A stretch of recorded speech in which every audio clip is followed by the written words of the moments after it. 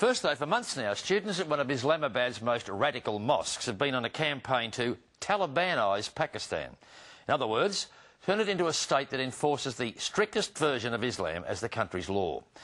The students have defied both the police and government authorities. Along the way, they've adopted violent vigilante tactics, including kidnapping and torture, and have even set up their own Sharia courts, with mullahs performing the role of judge and jury. In his second Dateline report on the challenges currently facing Pakistan, Nick Lazaridis discovered that these new Islamic warriors are not only men, but also young women and girls who say they're prepared to die for their cause.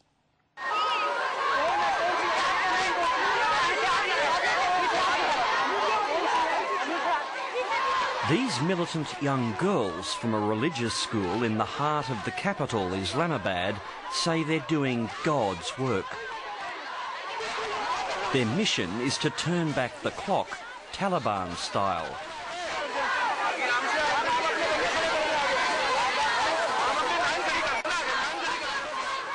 With the backing of two mysterious brothers, these girls are engaged in a potentially deadly standoff with Pakistan's government.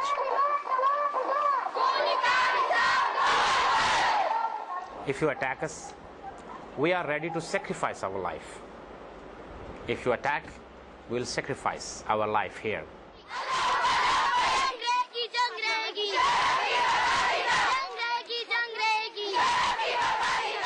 Declaring that Pakistan must abide by the principles of Sharia, the extreme interpretation of Islamic law, and in open defiance of the government, these girls have become vigilantes, taking the law into their own hands and punishing those who they say have wronged Islam, like this woman they allege is a prostitute.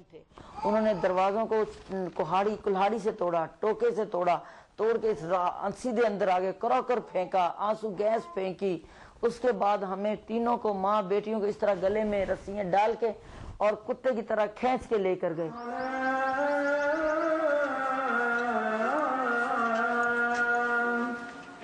The LAL Mosque, or Red Mosque, is one of the oldest and largest in Islamabad. It has long been a melting pot for radical ideas and runs religious schools or madrasas for both boys and girls, each holding several thousand students. It's run by two brothers, both of them hardline clerics. The eldest, Maulana Aziz, never gives interviews and has rarely been filmed. He prefers to leave the PR side of the Red Mosque to his brother, Maulana Ghazi. I mean, we are demanding, welfare, totally welfare state based on Islamic principle.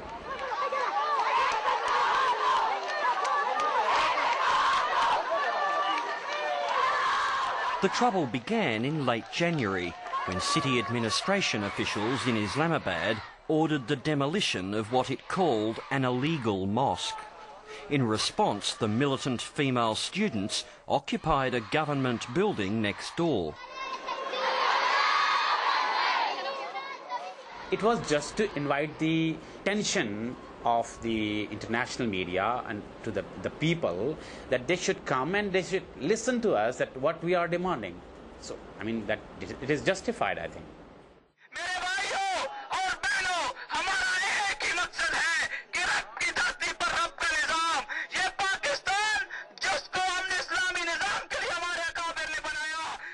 Most Pakistanis were surprised that the government didn't send in its special forces to stop the illegal occupation. Emboldened, many of the students took to Islamabad's streets.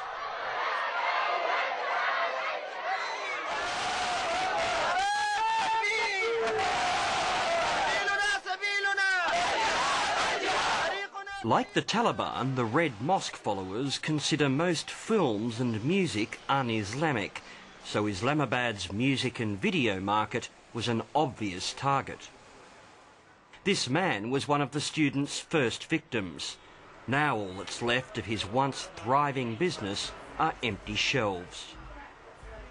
English VCD थी, DVD थी English, Indian DVD थी, Pakistani DVD थी, audio cassette थी, video cassette थी, songs की भी थी, VCR player थे 20 जो जला दिए सारे।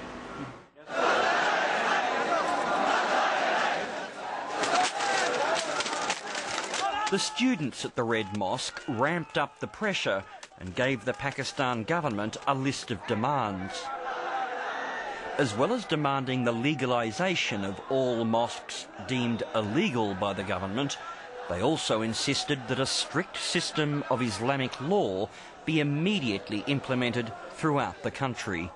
It is risky, I mean, there's no doubt about it. I mean, if somebody is blackmailing you and you are negotiating with them, that means that others will follow suit, you know.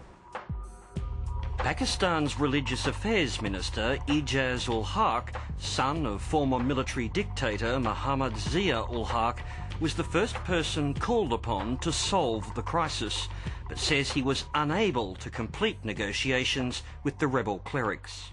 I gave up the negotiations after the three days, and Why did you give them up? I gave them up because I thought that this guy was under some sort of a psychological pressure. He's giving unreasonable demands, un-Islamic demands, the demands which cannot be implemented.